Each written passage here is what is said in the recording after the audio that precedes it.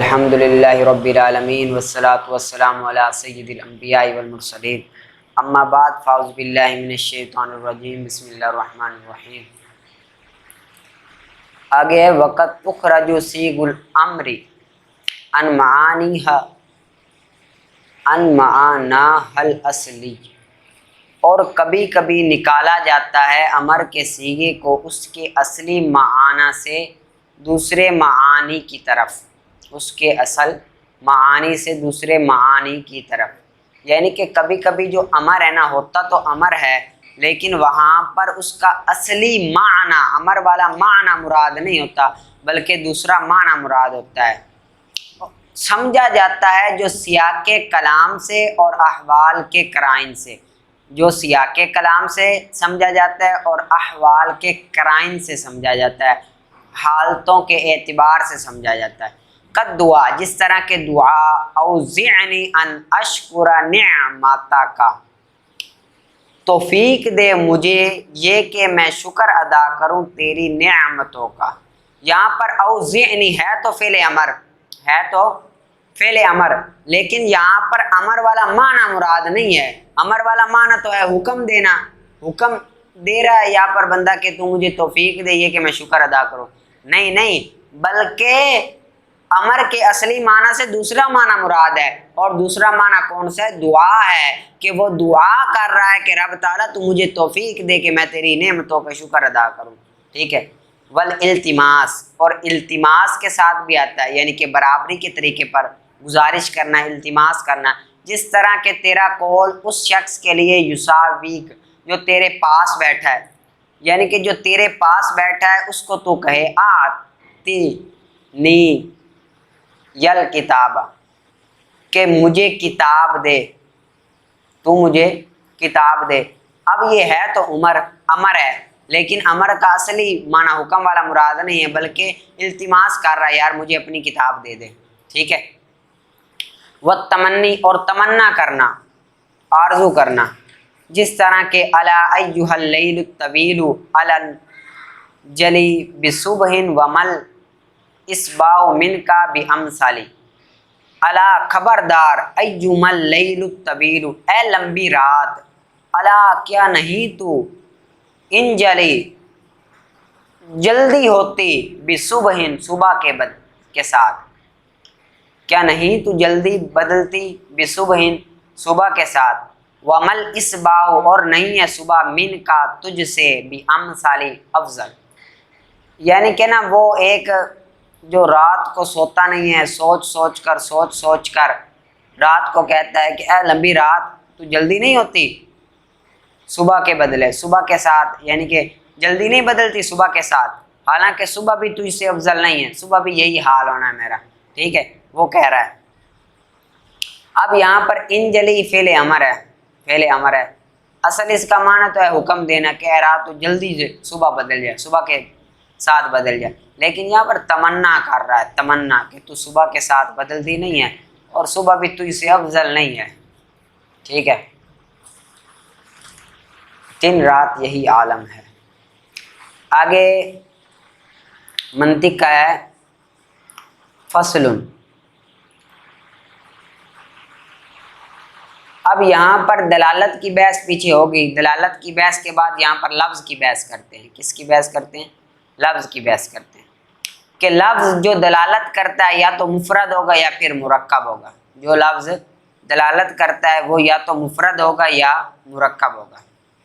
فالمفرد، پس مفرد، ما لا یقصد بجزئہ الدلال، کہ نہ قصد کیا جائے جس کی جز کے ساتھ دلالت کرنا، علی جزء معناہ، اس کے معنی کی جز پر، یعنی کہ لفظ مفرد کسے کہتے ہیں کہ جس کی جز سے معنی کی جز پر دلالت کرانا مقصود نہ ہو، جس کی جز سے معنی کی جز پر دلالت کرانا مقصود نہ ہو، جس طرح کہ حمزہ استفہام کی دلالت اس کے معنی پر، حمزہ استفہام کی دلالت اس کے معنی پر، ٹھیک ہے، اور زید کی دلالت ذات زید پر، زید کی دلالت ذات زید پر ہے، اس کے معنی پر نہیں ہے، ٹھیک ہے، کیونکہ اس کی معنی پر دلالت کرانا مقصود ہی نہیں ہے۔ اور عبداللہ کی دلالت معنی علمی پر، عبداللہ کی دلالت علمی معنی پر یعنی کہ ذات عبداللہ پر، اس کے خود معنی پر نہیں، اللہ کے بندے پر نہیں، ذات عبداللہ پر، ٹھیک ہے۔ والمرکب، اور مرکب کے وہ جو قصد کیا جائے جس کی جز کے ساتھ دلالت کرانا اس کے معنی کی جز پر، مرکب کسے کہتے ہیں؟ جس کی جز کے ساتھ اس کی معنی کی جز پر دلالت کرانا مقصود ہو، جس کی جز کے ساتھ اس کی معنی کی جز پر دلالت کرانا مقصود ہو، جس طرح کہ زید قائم کی دلالت اس کے معنی پر، زید قائم کی دلالت کس پر ہے؟ اس کے معنی پر، ٹھیک ہے، زید قائم کی دلالت اس کے معنی پر، یعنی کہ زید کھڑا ہونے والا ہے، زید کھڑا ہے، تو اب زید کی دلالت اس کے معنی پر ہے نا۔ اور رامی السہم کی دلالت اس کے مفہوم پر، اس کے سمجھنے پر، یعنی کہ تیر پھینکنے کی دلالت اس کے سمجھنے پر، کس طرح تیر پھینکا جاتا ہے اس طرح، ٹھیک ہے، اس کی سمجھ پر۔ پھر مفرد علی انحاء ثلاثۃ، تین قسم پر ہے، پھر مفرد تین قسم پر ہے، کتنی قسم پر ہے مفرد؟ تین قسم پر ہے، کیونکہ وہ اگر ہوگا اس کا معنی مستقل بالمفہوم، اگر ہو اس کا معنی مستقل بالمفہوم، یعنی کہ نہ ہو اس کی سمجھ میں محتاجی کسی ضم ضمیم کی طرف، نہ ہو اس کی سمجھ میں محتاجی ضم ضمیر کی طرف، ضم ضمیم کی طرف، ضم ضمیم کہتے ہیں نہ ہو اس کی سمجھ میں محتاجی کسی کو ملانے کی طرف، ضم ضمیم کہتے ہیں ملانے، یعنی کہ کسی اور کو ملانے کی محتاجی نہ ہو، پس وہ اسم ہے، پس وہ کیا ہے؟ اسم ہے۔ اسم ہے اگر نہ پایا جائے اس معنی میں تین، اگر نہ ہو اس معنی میں،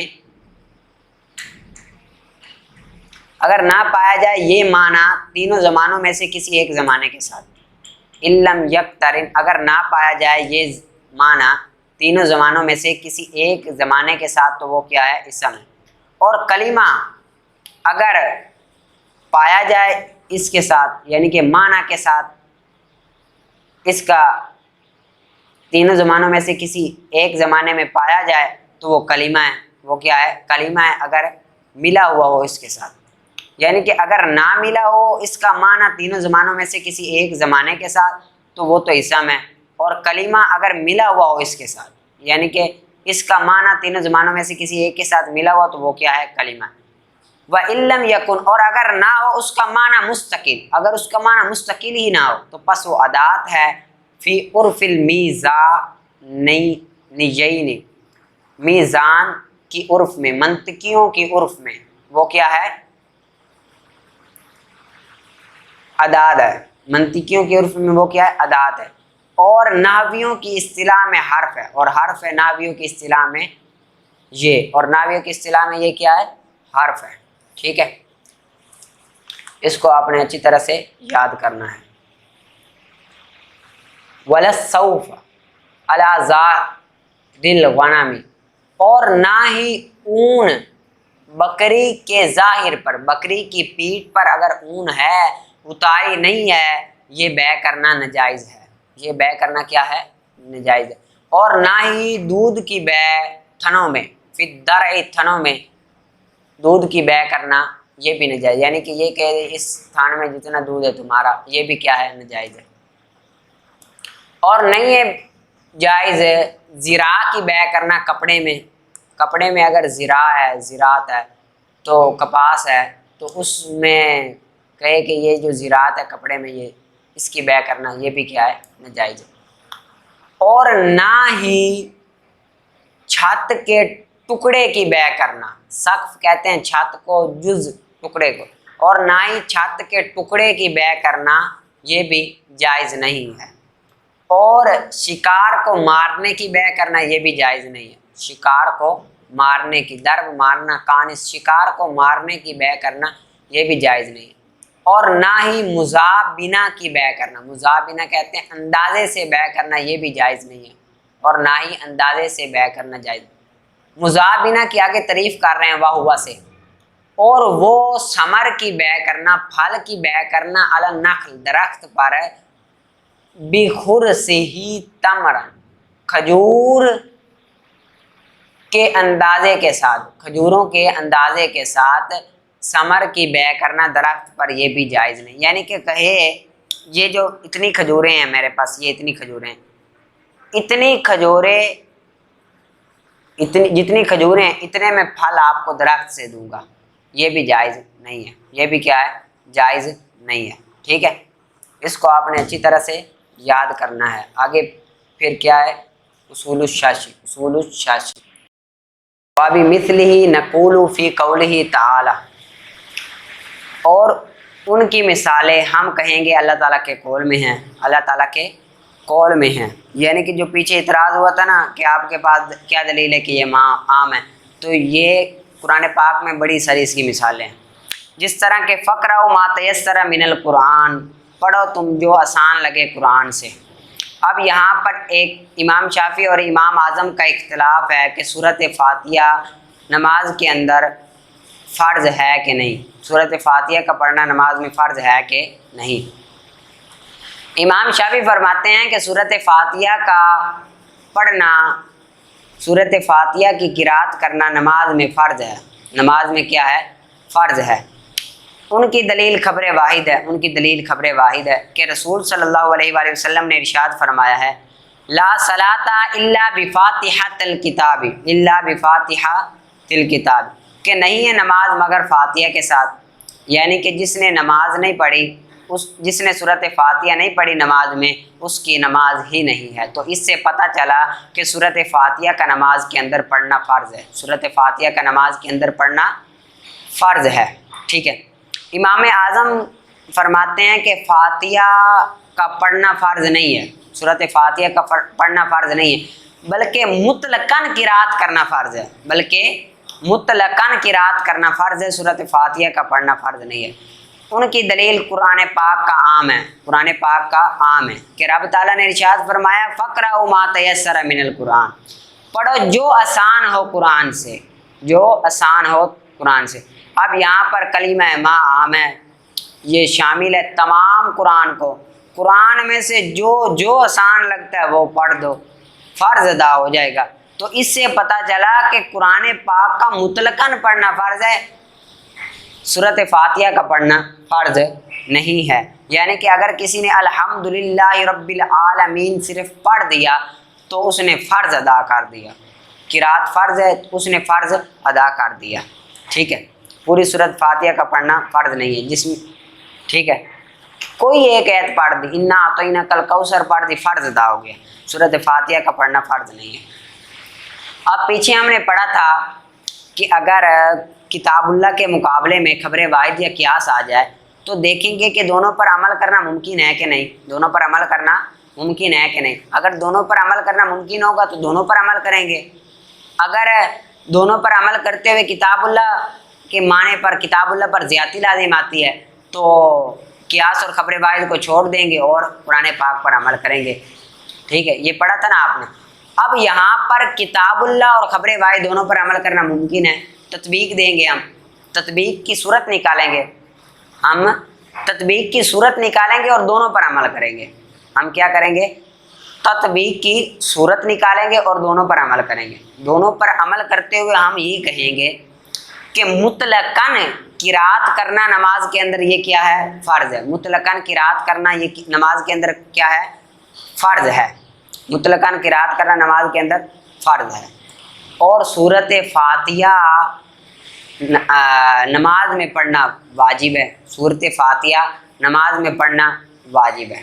حدیث پاک کتاب اللہ کے عام پر عمل کرتے ہوئے ہم یہ کہیں گے کہ مطلقاً قرات کرنا کیا ہے؟ فرض ہے. تطبیق کی صورت یہی بنتی ہے نا کہ کتاب اللہ پر عمل کرتے ہوئے یہ کہیں گے کہ مطلقاً قرات کرنا کیا ہے؟ فرض ہے. اور حدیث پاک پر عمل کرتے ہوئے، خبر واحد پر عمل کرتے ہوئے ہم یہ کہیں گے کہ سورۃ فاتحہ کا پڑھنا واجب ہے، سورۃ فاتحہ کا پڑھنا واجب ہے. اگر کسی نے سورۃ فاتحہ نہ پڑھی تو اس کی نماز ہو جائے گی لیکن سجدہ سہو کرے گا، سجدہ سہو کرے گا.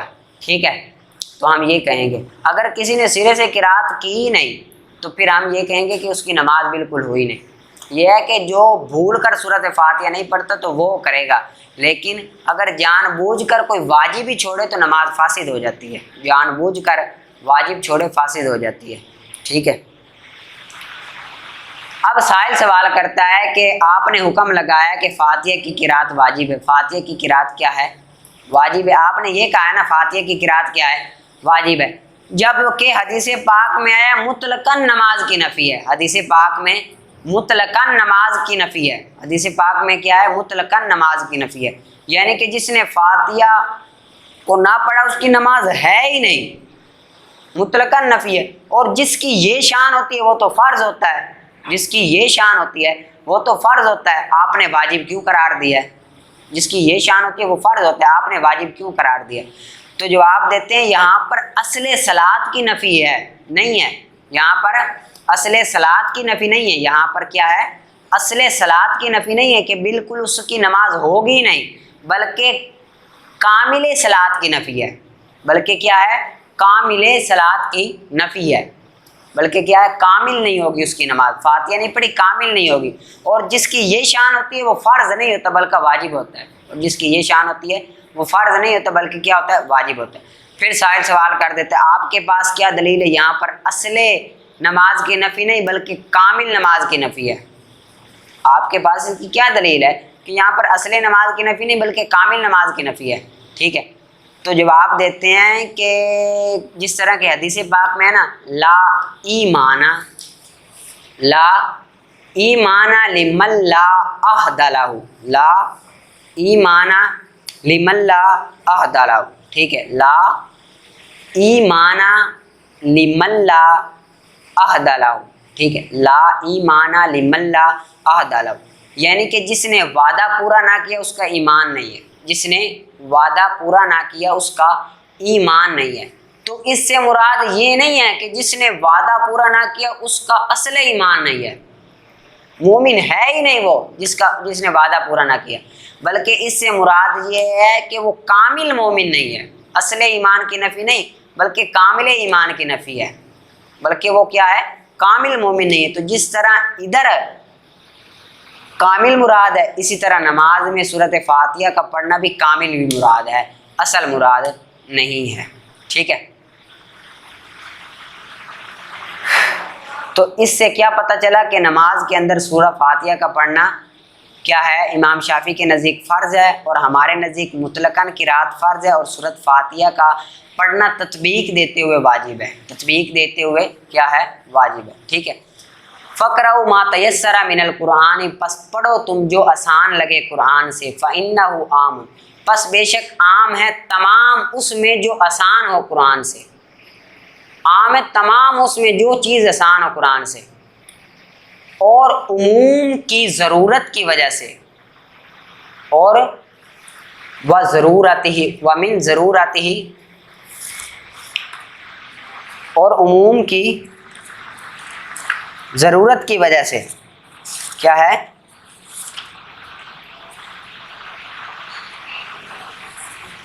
عموم کی ضرورت کی وجہ سے فاتحہ کی قرات پر جواز کا موقوف نہیں ہے، عموم کی ضرورت کی وجہ سے فاتحہ کی قرات پر جواز کا موقوف نہیں ہے، عموم کی ضرورت کی وجہ سے فاتحہ کی قرات پر جواز کا موقوف نہیں ہے، جواز کا موقوف نہیں ہے، جواز کا ہونا موقوف نہیں ہے، جواز کا ہونا موقوف نہیں ہے، یعنی کہ یہ جو ماں ہے اس کے عام ہونے کی وجہ سے فاتحہ کی قرات کے جائز ہونے پر نماز موقوف نہیں ہے، فاتحہ کی قرات کے جائز ہونے پر نماز موقوف نہیں ہے۔ اور آیا ہے خبر میں کہ بے شک فرمایا ہے نبی کریم صلی اللہ علیہ وسلم نے کہ لا صلاۃ الا بفاتحہ الکتاب، نہیں ہے نماز مگر فاتحہ کی کتاب کے ساتھ، یہ امام شافعی نے فرمایا۔ فعلمنا، پس ہم عمل کریں گے دونوں کے ساتھ، اس صورت پر دونوں پر عمل کریں گے، پس ہم عمل کریں گے دونوں کے ساتھ اس صورت پر کہ نہ تبدیل ہو اس کے ساتھ کتاب کا حکم، نہ تبدیل ہو اس کے ساتھ کتاب کا حکم، بِأَن نَحْمِلَ، بائیں طور پر محمول کریں گے خبر کو نفی، کامل نفی پر، کامل کی نفی پر معمول کریں گے خبر کو کامل کی نفی پر، یعنی کہ کامل نماز نہیں ہوگی، یہاں تو کہ ہوگی مطلقاً قرات فرض کتاب کے حکم پر، مطلقاً قرات کو فرض قرار دیں گے کتاب کے حکم پر، اور فاتحہ کی قرات کو واجب قرار دیں گے خبر کے حکم کے۔ اور فاتحہ کی قرات کو واجب قرار دیں گے خبر کے حکم کے ساتھ، ٹھیک ہے۔ اس کو آپ نے اچھی طرح سے یاد کرنا ہے، اور آگے سے ترکیب عبارت آپ نے ضرور نکالنی ہے، وہ آپ نے بلا ناگہار نکالنی ہے، اور آگے سے آپ کوشش کیا کرو کہ آپ سبق خود نکال کر آیا کرو، ٹھیک ہے۔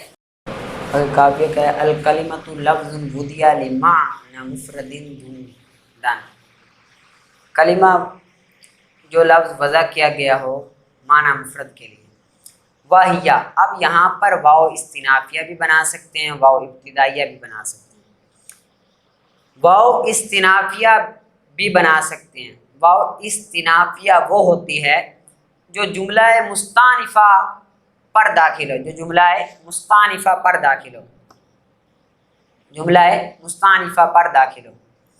اور جملہ مستانفہ وہ ہوتا ہے جو سوال مقدر کا جواب ہو، جملہ مستانفہ وہ ہوتا ہے جو سوال مقدر کا جواب ہو۔ تو جب مصنف علیہ رحمہ کلمے کی تعریف سے فارغ ہوئے تو یہاں پر سوال ہوا کہ کلمے کی اقسام کتنی ہے، واو سے پہلے سوال ہوا کہ کلمے کی اقسام کتنی ہے، تو جواب دیا واہیا اسم و فعل و حرف، تین قسمیں ہیں، وہ اسم ہے، وہ فعل ہے اور حرف ہے۔ اور دوسرا یہ واو ابتدائیہ بھی ہو سکتی ہے، واو ابتدائیہ وہ ہوتی ہے جو جملے کی ابتدا میں ہو، جو جملے کی ابتدا میں ہو، لہذا یہاں پر تقسیم کی ابتدا میں ہے، تقسیم کی ابتدا میں یہ واو ہے نا، ٹھیک ہے نا۔ اب ایک بات آپ نے ذہن میں رکھنا ہے، ایک ہوتا ہے مقسم، ایک ہوتا ہے مقسم، آگے مقسم کی تقسیمیں ہوتی ہیں، مقسم کی قسمیں ہوتی ہے، مقسم کی قسمیں ہوتی ہے، اور قسمیں آپس میں قسیم ہوتی ہیں، قسموں کی ایک دوسری کی طرف نسبت کرنا، یہ کس کو کہتے ہیں؟ قسیم کہتے ہیں، قسیم مخالف کو کہتے ہیں قسیم۔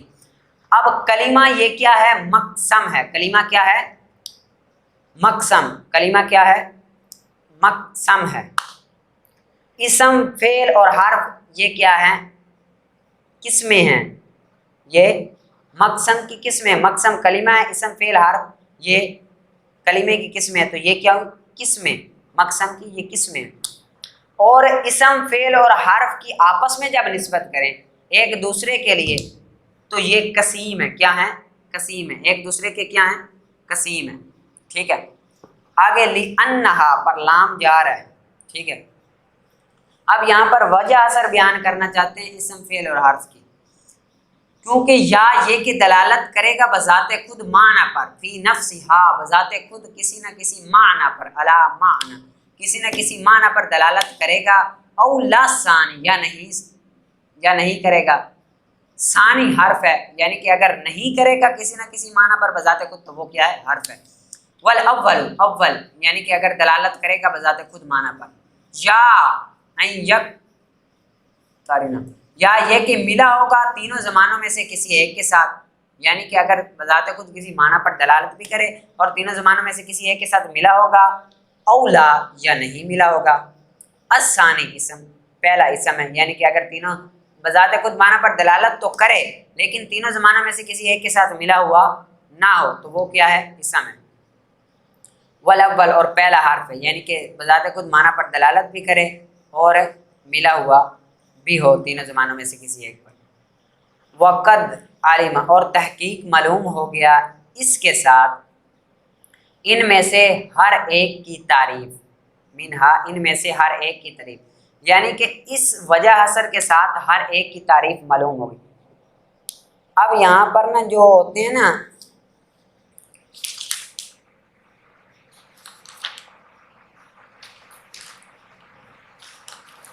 یہاں پر یہ بتا رہے ہیں کہ جو طبیعتیں ہوتی ہیں نا وہ تین طرح کی ہوتی ہے، کوئی بھی انسان ہو اس کی جو طبیعت ہوگی وہ تین طرح کی ہوگی، یا تو وہ ذکی ہوگا، ذکی اس کو کہتے ہیں جو اشارے سے سمجھ جائے، یا تو وہ متوسط ہوگا جو تنبیہ سے بات کو سمجھے، یعنی کہ تنبیہ کریں خبردار کرے پھر سمجھے، یا غبی ہوگا جو تصریح سے سمجھے، صراحت کریں وضاحت کریں، اور غبی وہ ہے جو تینوں سے نہ سمجھے، تینوں سے بات نہ سمجھے۔ اب جو ذکی ہوگا نا، ذکی بندہ جو صرف وجہ اثر سے سمجھ جائے گا اسم فعل اور حرف کی تعریف، جو ذکی ہوگا وہ وجہ اثر سے سمجھ جائے گا اسم فعل اور حرف کی تعریف۔ جو ہوگا متوسط تو اس کو تنبیہ کرنا پڑے گا، تو وہ اس سے سمجھے گا، قد عالمہ بذالک سے سمجھ جائے گا۔ لیکن جو ہوگا غبی، کمزور ہوگا، وہ اس سے بھی نہیں سمجھے گا، وہ آگے آئے گی ایک الاسم ما دل، آگے آئے گا اسم جو دلالت کرے، آگے اسم فعل حرف کی تعریف آئے گی، ادھر جا کر وہ سمجھے گا، ٹھیک ہے۔ اور جو غبی ہوتا ہے وہ تو سمجھے گا ہی نہیں، بالکل غبی سمجھے گا، آگے غبی بالکل سمجھے گا ہی نہیں، ٹھیک ہے۔ اس کو آپ نے اچھی طرح سے یاد کرنا ہے اور آگے آپ نے عبارت ترکیب